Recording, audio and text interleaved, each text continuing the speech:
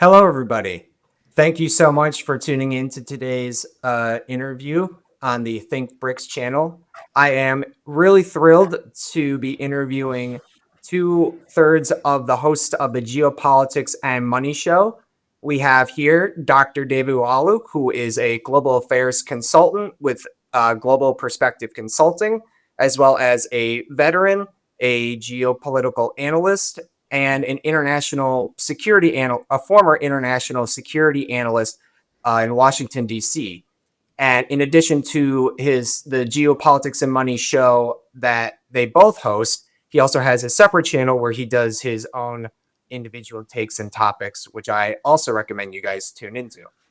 And additionally, we also are thrilled to welcome Elizabeth Ann Stewart to the show. She is not only a talented, host, but she's also a writer and director and producer, and crewed over 140 projects, two original feature films, as well as three original TV pilots. So we have two of the best here in the business, and I'm super thrilled to welcome you guys today. Yeah, pleasure to be with you. Yes, thank you for having us. Of course. So I want to sort of discuss the importance of China's rare earth minerals as to both the context in the ongoing China and U.S. China trade war, but also Mhm. from a global geopolitical context. So recently, as you guys know, we actually had a what we'll call a trade truce that was recently announced Mhm. between China's President Xi and America's President Donald Trump, where they were going to suspend the export restrictions for 1 year, and in return, the United States would be dropping tariffs in fentanyl-related products and shipping-related fees and things of that nature. So, David, I first want to ask you this question: out of this trade truce, we'll call it, who do you think really stands out ahead here? Well, that's an interesting question because if you think about it from a geopolitical perspective, you're going to have to think in terms of are the rare earth elements a geopolitical tool that the Chinese can utilize? And the short answer is yes. It's because the dominance of the Chinese regarding the rare earth elements it's as clear as daylight. We all know this, and the U.S. understands this particular aspects. This is why the US went ahead and did the sort of a framework agreement, especially with Japan, even though Japan usually, when Japan comes up in a conversation, it doesn't come up as far as the rare earth elements. The other one was with Malaysia. Whether Malaysia has caved in to the US, that's another matter. Suffice it to say that for especially Malaysia, given its trade with the Chinese market, it's very, very high. And the United States understand this reality that if it's now or never, so for the truce, I'm still going to be putting a question mark whether it will hold or not. For now, it's holding, but we shall see as we move forward. Great. Interesting. It's a very interesting insight. Elizabeth, what are your thoughts? Okay, so first of all, it's not really a truce, in my opinion. It's not, it's, so here's what we have, right? So we have Donald Trump who came out at the start of this year really strong with tariffs. And he had all of these big plans. Oh, this is gonna China needs the United States. Sorry guys, I'm just getting over a cold.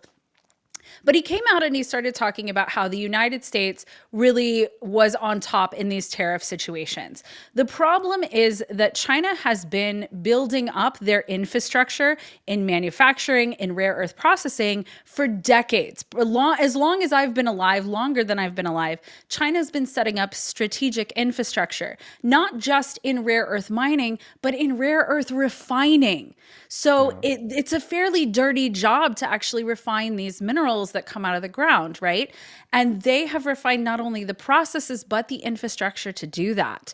And so it is a truce in the sense that, you know, this did not go the way that Donald Trump or the United States suspected that it would. And that is because China quietly had far more leverage than they initially let on they had. So, things in the United States, for example, EVs, for example, the military equipment is made using China's rare earths. Even we were talking about Russia a little bit before the show. Russia has been supplying the United States with uranium. So even during all of the, supposed sanctions and we're not getting anything from Russia, well, it turns out the United States was actually getting uranium for nuclear from Russia during this entire process. So it is a truce in name only, in my opinion. And if you look at the amount of tariff reductions, it's only 10%. So it went from 57 to 47. And that's not a lot. And they still brought up the fentanyl stuff. There's so much left to be worked out, and nothing is signed yet. So we've had a couple of other talks between President Xi and President Trump, and nothing really came out of that because nothing was signed. And then again, we have the exact same situation where nothing was signed. So that's the long version No, of you is make this the truth actually or not? you make actually a really interesting point about how important these rare earth minerals are to not just consumer related products in Mhm. electronics, but also when we're talking about things like military grade equipment. So, David, I want to ask, how important are these rare earth minerals to manufacturing, precision, military grade hardware, really? Well, usually the rare earth elements, it goes beyond just the electronics, like the phones, like dishwashers, like EVs and so forth. What's at the heart of it, especially when it comes down to the United States military weapon production, is the access to these rare earth elements. The reason why is this important? Because when you think about the components for F-35s, for example, when you think about the components for even the drones, because U.S. has a drone programs that usually we sell drones to other countries. When you think about the missile systems, everything depends on access to these rare earth elements, and this is one of the reasons why, in my opinion, the United States went ahead and pressured Malaysia behind closed doors, because Malaysia has a lot of rare earth elements, except they don't have the capability or the processing power that the Chinese do. This is where the difference is. But as far as even the Pentagon, to my knowledge, went ahead and issued some sort of what's the word I'm looking for? The some sort of make an exception for some companies here in the US to go ahead and start mining the rare earth elements if they could quickly. It's because the US is concerned about the production of its military hardware moving forward. And if it does not secure access to this material, that's going to sort of put a little pressure on the weapons production here in the United States. Elizabeth, can you speak on the role that rare earth minerals are having? So let's just say hypothetically, there was no truce. The export Mhm. controls go into effect today. How do we see that affecting the United States economy and also its supply chains? Okay, so supply chain is one of the least sexy things maybe possible, but it's how our entire world runs, right?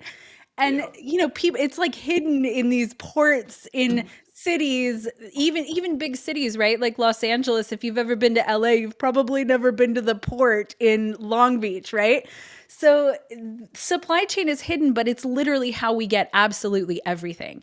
And supply chain has been hit in some really big ways. First, it was hit during the COVID years, and we watched supply chains be absolutely obliterated more or less by a lot of the shutdowns that were happening with manufacturing. So then we sort of carried that into the tariffs, and Mhm. the big problem with supply chain in terms of tariffs is that everything is made somewhere else. It is components, right? So a component could be made in China, for example, or Russia or anywhere else, in India, and then brought here to the United States.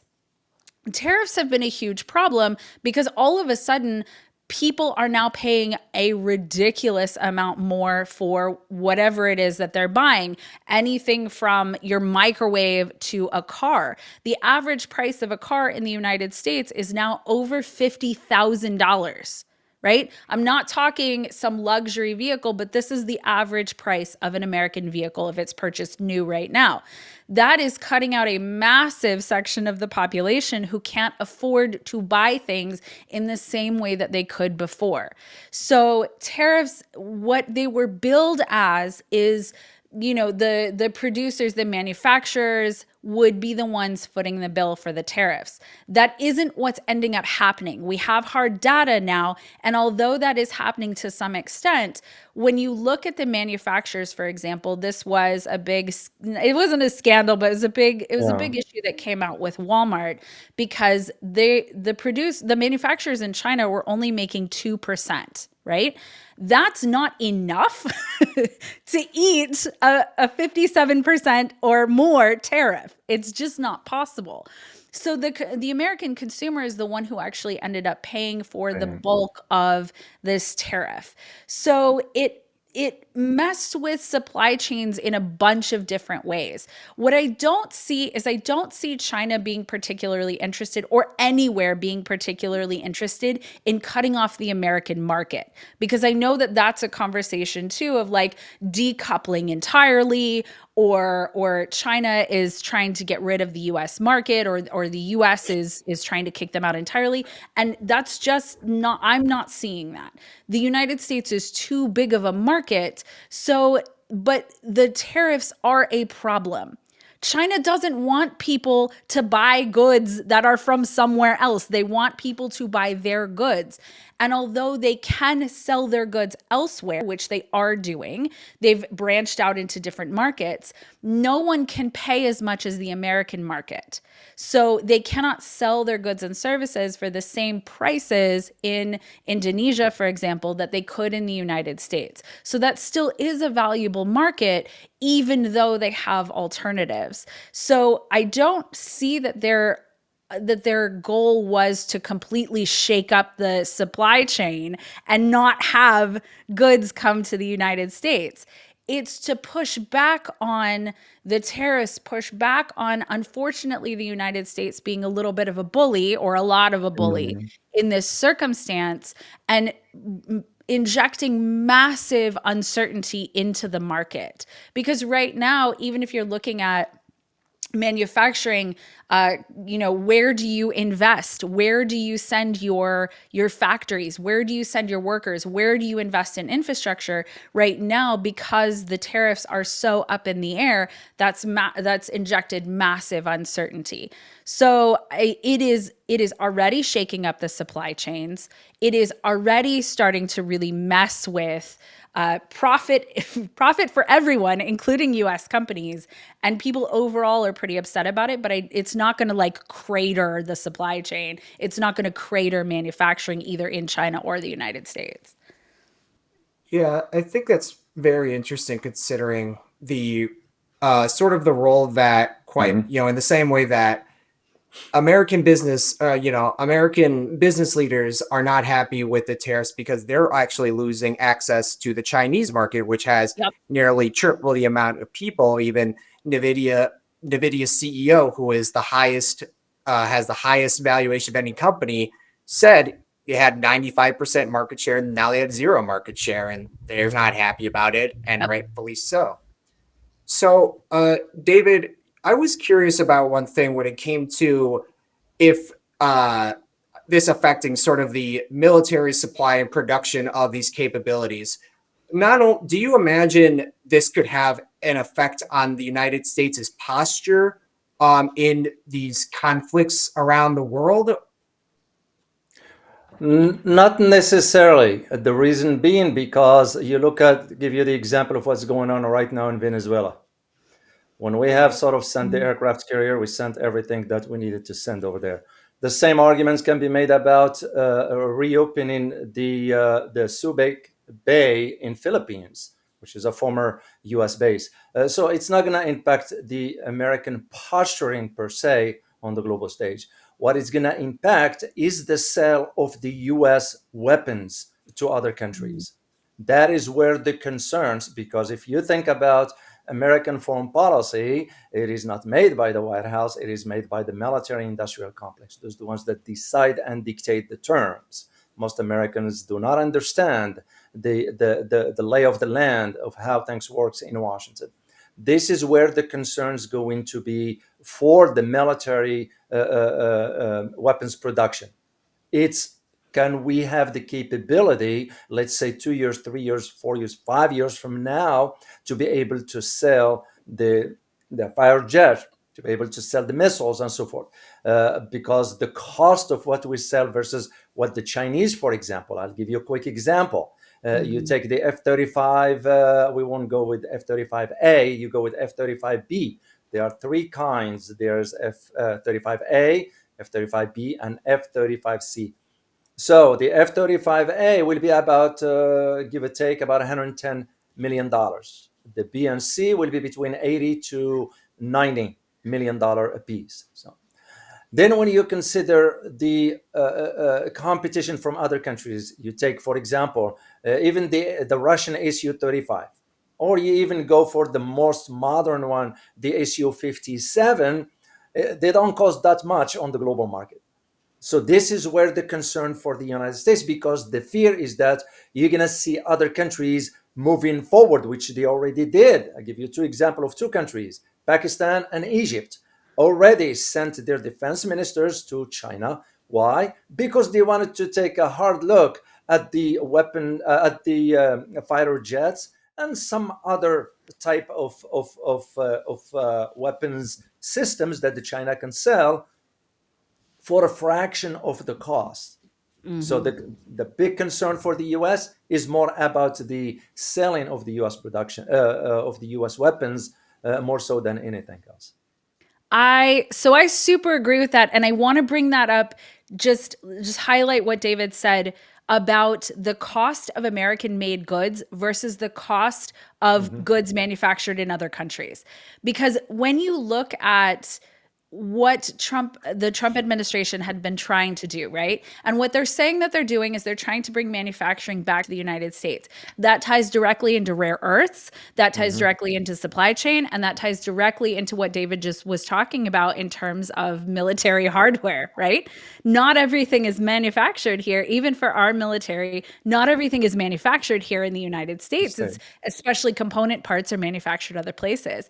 The problem with things manufactured in the United States, and this is including the AI race, right? So we just had DeepSeek, or I mean, not just, but recently we had DeepSeek come out as a competitor to OpenAI's ChatGPT. The discrepancy in how much those two things cost to make, even though it's not a physical product, is astronomically different. So with AI, with OpenAI, we had billions and billions of dollars versus DeepSeek that was, $5 million to create. So when they're talking about bringing manufacturing back to the United States, regardless of whether it's defense or whether it's, an iPhone, the problem is the cost. And the major cost that we have here in the United States is labor. The labor cost here in the US is wildly different than it is almost anywhere else in the world. In the Western countries, they're very similar. In some EU countries, there's some similar costs. But for the most part, the United States is the most expensive labor. And so it's very challenging to manufacture things here in the United States and then have them be competitive in the rest of the world. So that's kind of answering your question, but kind of bringing up another side of this is that the United States isn't competitive in the market and hasn't Yeah. been since World War II. After World War II, the United States all of a sudden got competition in terms of its manufacturing. It was a large manufacturing country. And all of a sudden it got competition from other countries and realized it was no longer competitive in the market, which is why we have the outsourcing that we have, which is why we even have this conversation at all. The United States outsourced and completely gutted not only its middle class, but its manufacturing because the economics of it didn't work anymore. And it's not the only country to have done that. It's not the only empire to have done that. The British did it before, the Dutch did it before. And so it's just sort of following that same trend. But the US is struggling to bring anything back here. I don't know whether it will or not, but it certainly isn't going to look the way that it did before. It's not going to be factory workers on lines, making anything anymore. It's probably going to be AI. Very, very interesting. David, I want to come back to a point that you made earlier in the interview about Malaysia making its own, being influenced behind closed doors.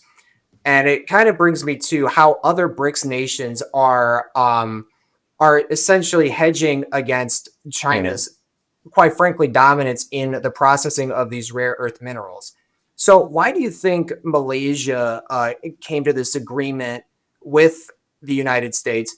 But I also want to include India in this conversation because they actually also reached a defense agreement, 10-year defense agreement. So what do you think their calculations are here?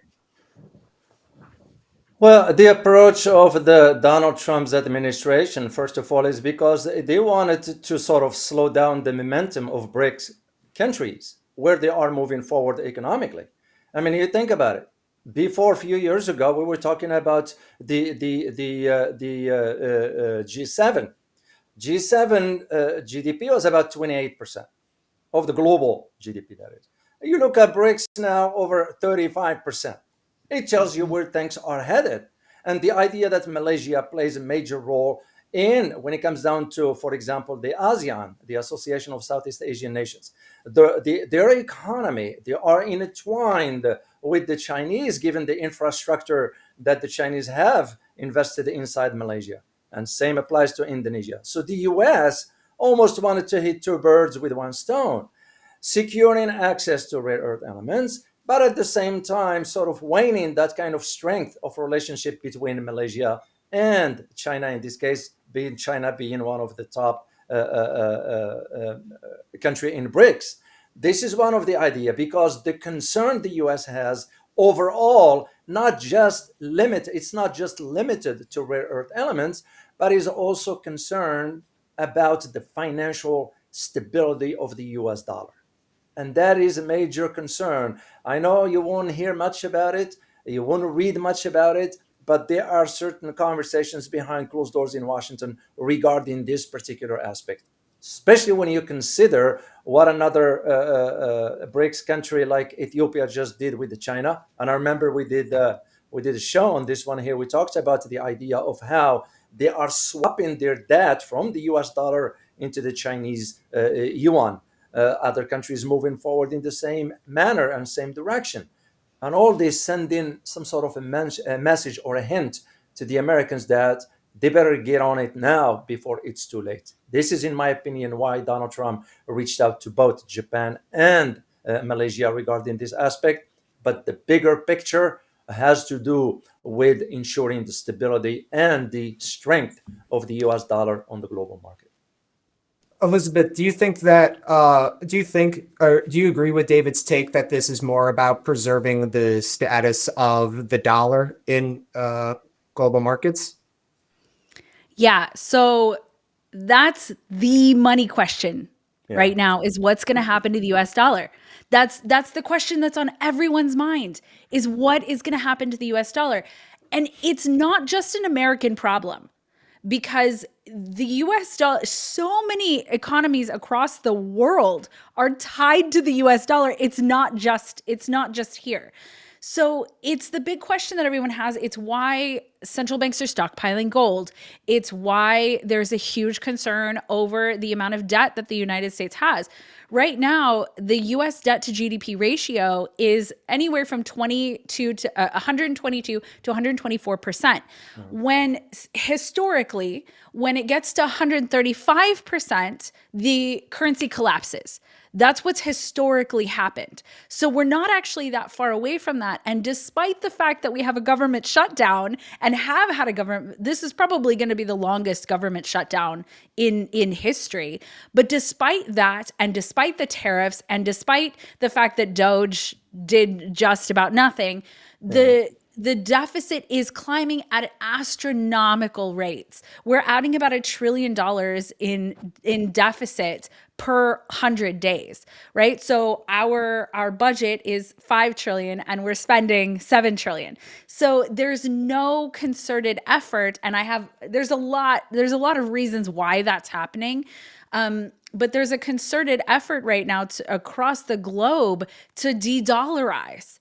And the reason is because the dollar is in such a precarious situation.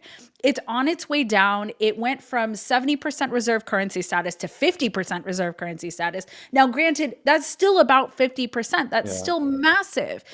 Countries are still holding US treasuries. I actually did a show recently because there's a lot of talk about how China is dumping US treasuries, but there are creative ways in which countries are actually buying US treasuries through custodians like Euroclear in Belgium, the Cayman Islands, and Luxembourg. So in between those countries, there's over $1 trillion actually that are held by custodians in US treasuries. So China and other countries may be dumping it on one side, but on the other side, the holdings from custodians in those countries are actually going up substantially. So it is the money question. And the United States isn't just laying down and saying, oh, okay, dollars, sorry, bye. We don't really want the dollar to be that great anymore. No, the United States is fighting for the dollar. Now, whether it's successful or not, I don't know about that. And the policies that have been enacted to do that, I also am not, I don't see strong indications that it's working. Okay. That's how I'll put that. But the US is fighting to keep that. And it is appropriate for the United States to fight to keep its dollar valuable. It's keeping the United States from collapsing. So yes, I absolutely think that's the motivation. You're watching countries de-dollarize in mass. And yes, it is, the US still has 50% the rate of reserves still globally, but that's on its way down, and you'd have to be blind to not see that other countries are de-dollarizing. And you're seeing a massive push with the BRICS countries, and not just the BRICS countries, but sort of the peripheral countries sort of around the global south also are really pushing towards that. But the United States caused that with sanctions. The United States has over-sanctioned just about everybody who is in that sort of global south BRICS corridor, right? How many of those countries have been sanctioned by the United States? The problem with sanctioning countries is that they then have to go figure out what else to go do. They're not just going to sit there and starve and say, okay, well, it's too bad the US doesn't want to play with us anymore. No, they're going to go out and create alternative markets, alternative payment systems, which is what we're seeing. There's a lot of conversation for a while about how there was going to be a BRICS dollar, like a brick or whatever, but it's not ending up that way. It's ending up as the SWIFT system, which has been in place for decades, is now actually being replaced with other payment systems. And those are primarily going through the BRICS nations. And they're the ones that are really driving that alternative to SWIFT. It's like, most people don't know this, but for the majority of the internet cables ran through the United States. So the United States actually had access to everybody else's internet. And we know through Edward Snowden and many other people that the United States may have been listening to, and maybe spying on everyone's stuff, including the American people. And so other countries, primarily China, actually went and built their own internet lines that bypassed the United States entirely. And so we're seeing that same thing happen with payment systems. We're seeing that same thing happen with de-dollarization. Instead of getting dollars to do trade in, they're using their own currencies and their own payment systems to do that. And the big important thing about that is that there's now the infrastructure to do it. Like I said, the reason that China is where it is right now is because it invested in infrastructure. After World War II, the United States invested in infrastructure, but then stopped investing in infrastructure.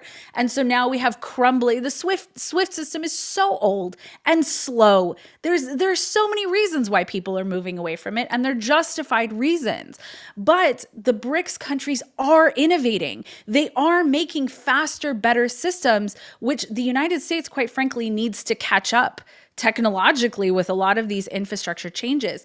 But because these transactions are now being made between countries in their own currencies, the infrastructure, which is the important piece, is actually there. So the United States should be very concerned and should be trying to leverage as many of its relationships ethically. The United States has not exactly done it ethically for a long time, but here's to hoping ethically leveraging the relationships that it can leverage still. Yeah, and unfortunately, just they're the United States proving to be an unreliable partner both on the diplomatic front and also the economic front has led to a lot of the problems that we're seeing today, or more should I say, that's a reason that we're seeing this pivot that we are now. That it's quite clear that you can't rely on the United States for anything between a trade deal to a defense agreement. And now Yeah. we're at a point where the infrastructure is being not just already built, but already begun to be utilized to actually turbocharge the shift away from the dollar.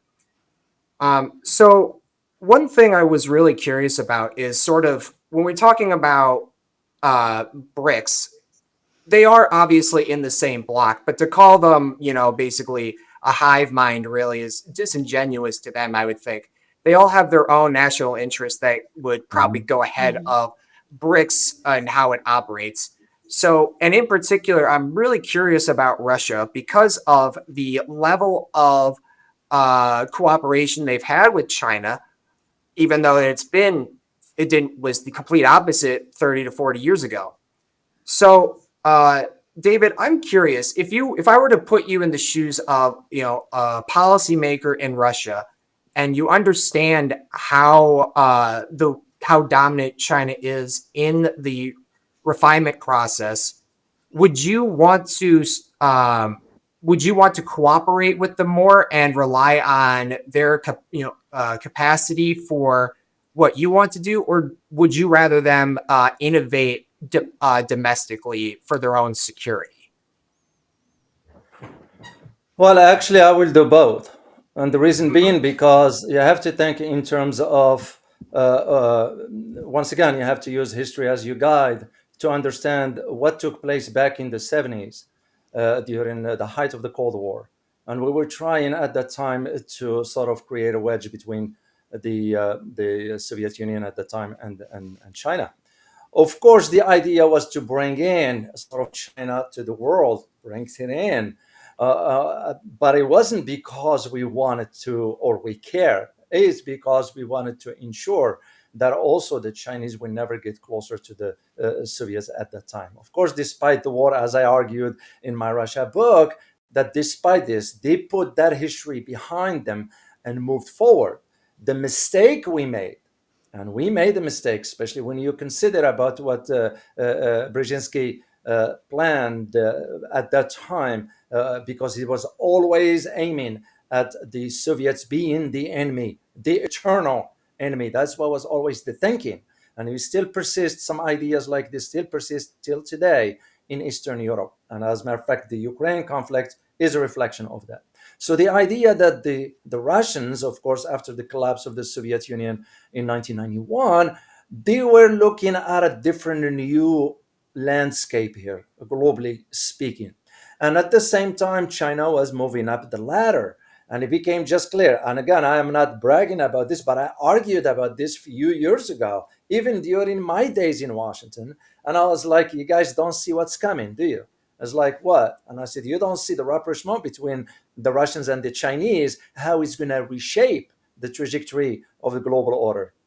Oh, they said, no, it won't happen. I said, Mike, my word, give it about 20 years and you see. We're talking about back in early 90s when I was starting to sort of have the conversation about this one here. The mistake we made is we were thinking that we could do the same to the Chinese as we did to the Soviet Union. We failed to understand that China has learned from the mistakes the Soviet Union did, especially with the economic revolution that was under Mikhail Gorbachev. So the Chinese learned the kind of we're thinking, no, no, no, we're not going to go that route.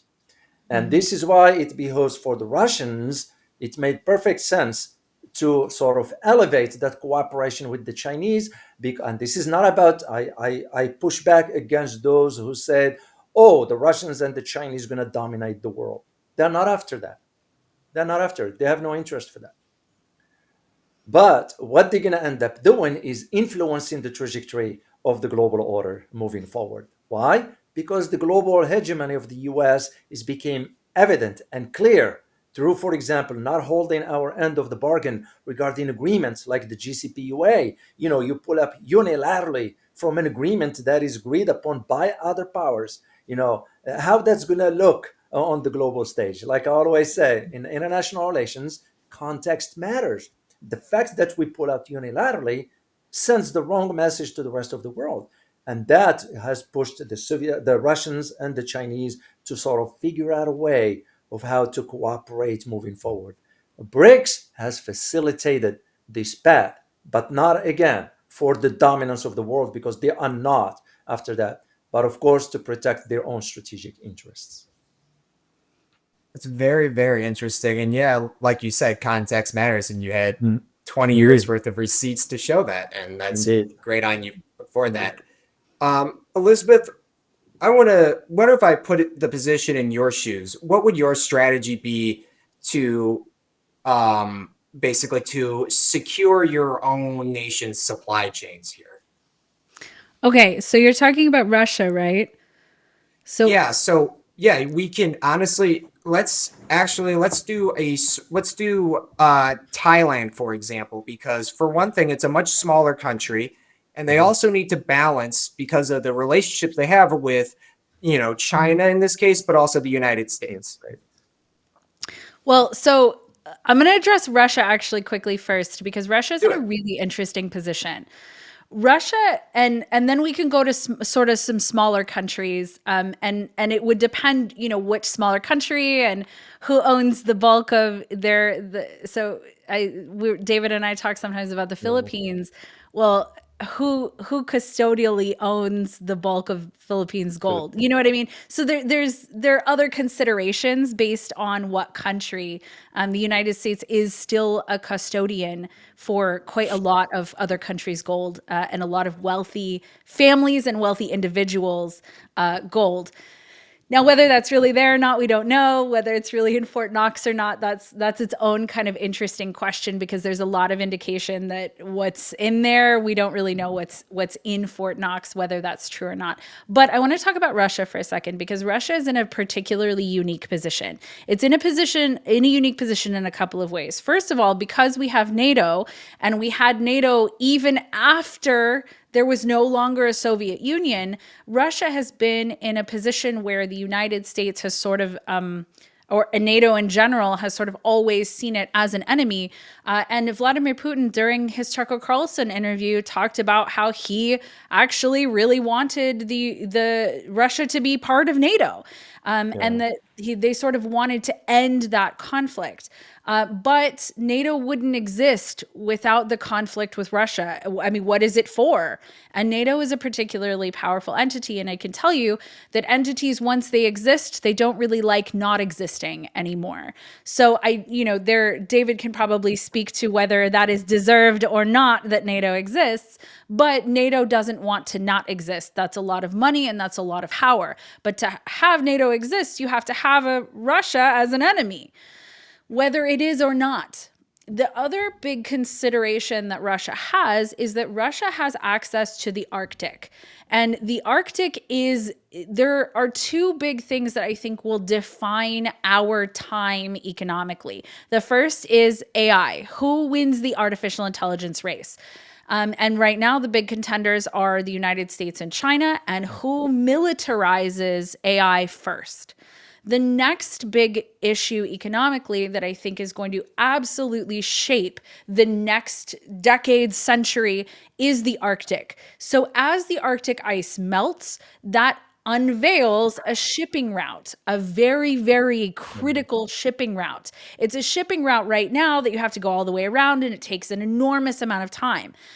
With this shipping route, whoever beats sort of the Arctic ice and gets this shipping route is going to sort of be the master of the supply chain, the supply chain destiny. So China, for example, claims it is a near Arctic state because it is basically using Russia as its ally in that way. So Russia has positioned itself in a very interesting way, because when the Russia-Ukraine conflict broke out, the United States put all these sanctions on it. A whole bunch of their assets were frozen. The $300 billion in assets were frozen. And then Joe Biden did something extremely stupid by saying that they were going to be seized and then given to Ukraine. That created distrust globally. And you started watching more and more countries pull their assets out of basically the United States' grasp. But Russia actually didn't collapse the way that the United States thought it would economically. They thought, oh no, this is absolutely these sanctions. Nobody's going to buy Russian oil. Nobody's going to buy their stuff. And so they thought that Russia would crater economically. But the Russians were resilient, just like many other countries that have been sanctioned by the US before them. So Russia needs allies. It's a large-ish economy, but it's a relatively small economy and cannot function in its own right.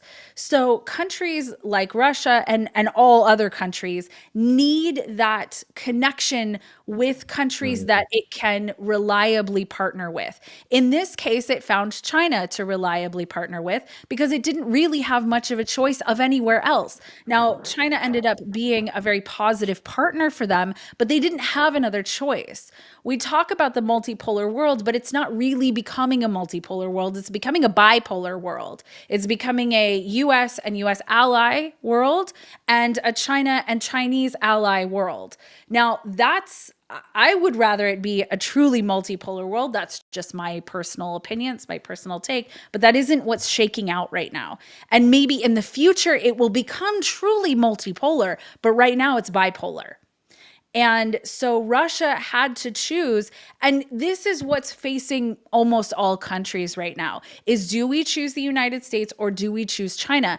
And the longer the United States goes against or has the narrative that China and Russia are the reason that the United States is in shambles, which is absolutely not true. The United States caused that 100%.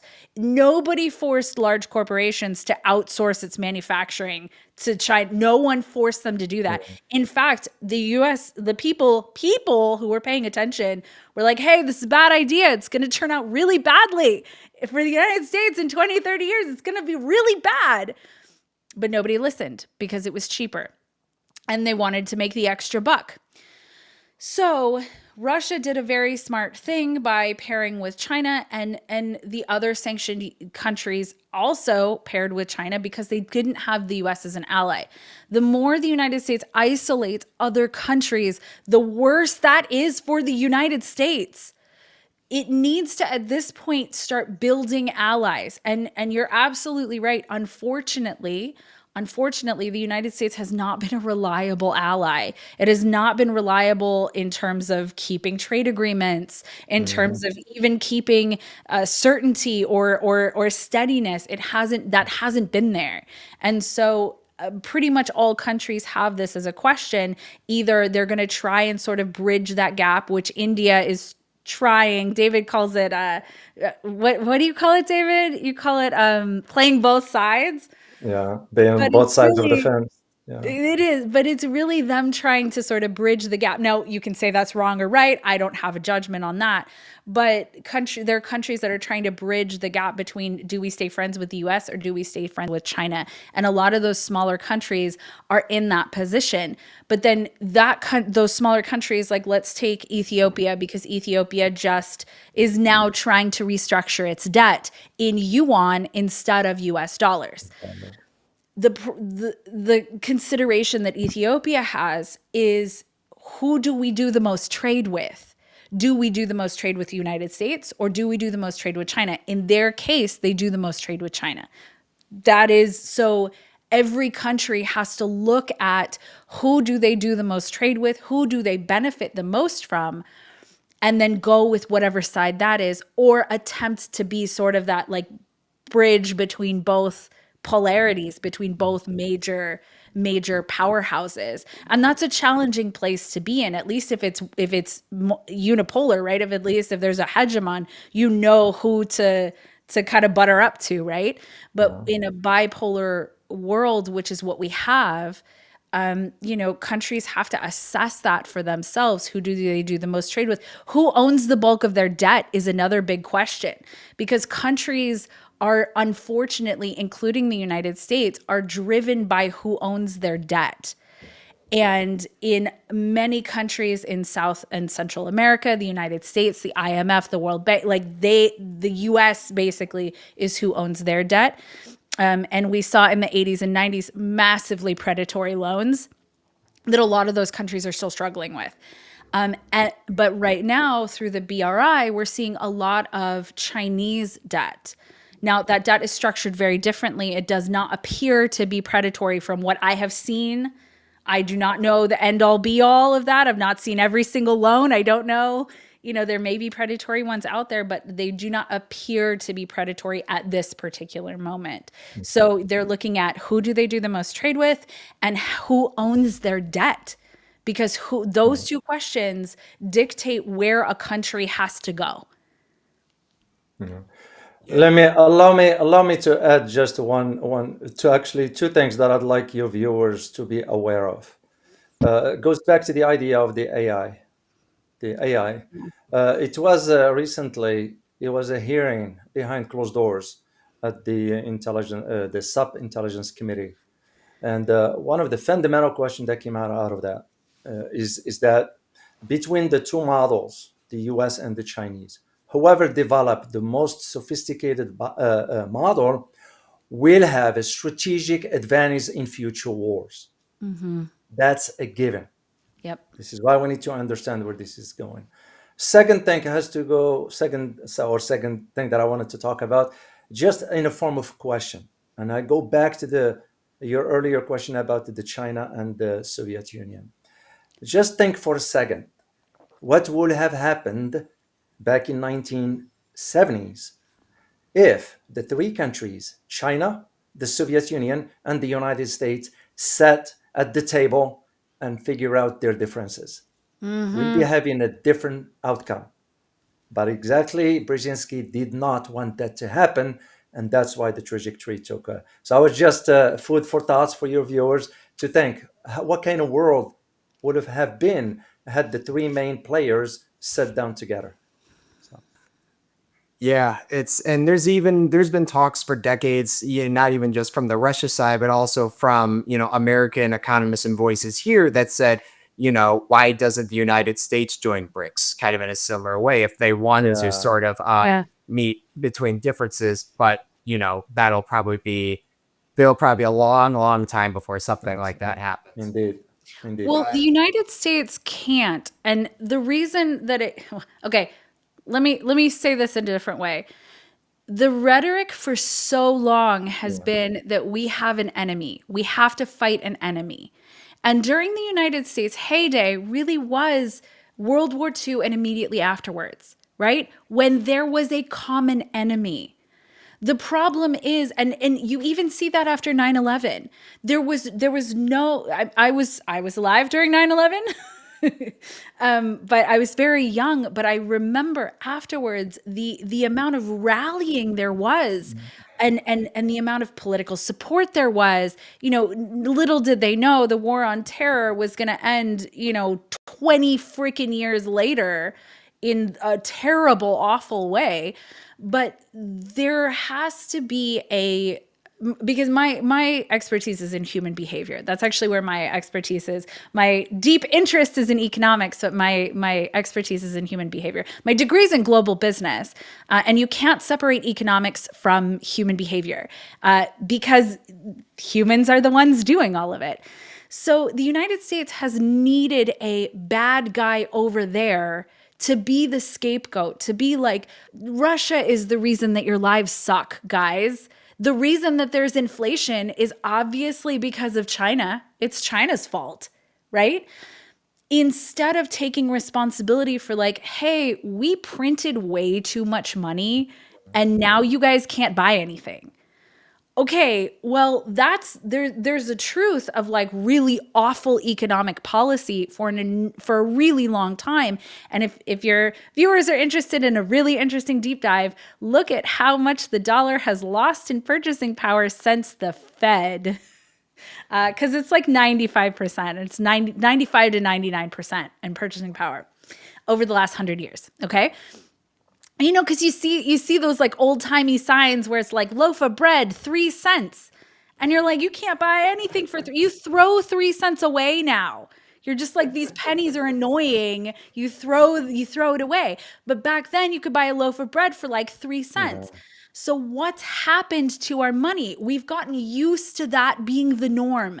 Just like, oh, things are just more expensive year over year until wages don't keep up with that, and all of a sudden no one can buy anything. And you see stuff, hyperinflation is not happening, so we don't have hyperinflation, but we have the Weimar Germany. Yeah. We have people who have inflated their currency away before now. And so the United States is in a really precarious situation because the way that its economy is going cannot continue. And every politician doesn't want to take responsibility for getting us to where we are right now. Nobody wants to take responsibility for that. They need it to be somebody else's problem, because a big problem here is that we elect people who say the things that we want to hear, not the truth. So that's where the American people are actually responsible also, because if somebody came up and said, hey, this is going to suck, and I can't get this done, I can't get this done, I can't get this done, but I'm going to really fix our economy, no one would vote for that person. That person's not getting into power. And so what we're seeing right now on the global stage is that's the bad guy. That's the reason that your life sucks. That's the reason that you can't buy anything. That's the reason that a new car is $50,000. It's that guy's fault. It's not our fault. It's that guy. And so until we have politicians who really want to take responsibility for bringing us to where we're at, I don't see this like global peace that we all hope for, because that's just, the United States isn't taking responsibility in a whole bunch of ways, including its debt right now. And that debt is embarrassing on the world stage. It is globally embarrassing for the United States to have this much debt. And anyone who's paying any attention is seeing how close we are to the tipping point of that. So I don't think I want peace. I want cooperation, but we are so far down this path that I don't see anybody stepping up and doing it. But if you do watch the talks that just happened between Xi and Trump, the rhetoric with the narrative that came out of Trump then was, we've been friends for a long time. We're in it together, guys. We're connected. We know this was great. It was great talk. Everything was really great. Everything was so great, guys. And that's the change. That's where the Trump administration knows they cannot continue villainizing China anymore.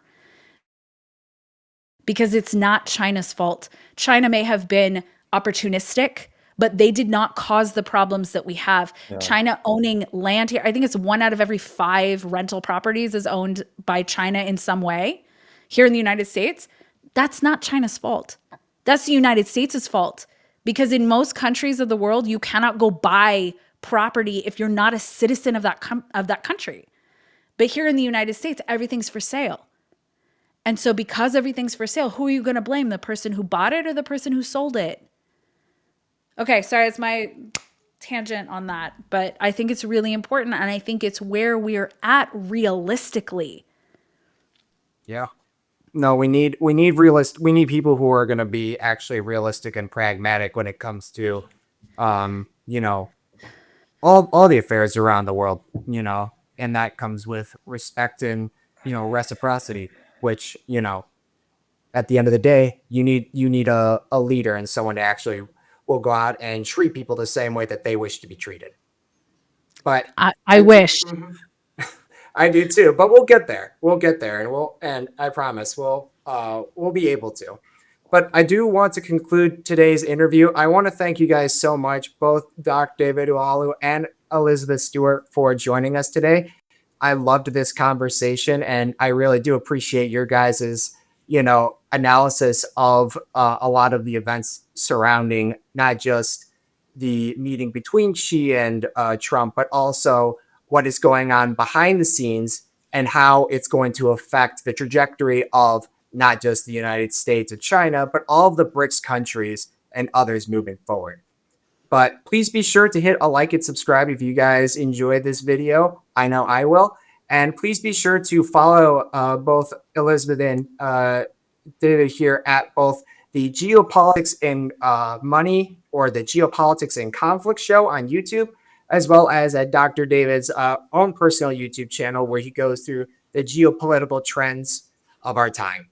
Thank you guys so much for joining us today. Yep. You're welcome. Thank you. Thank you.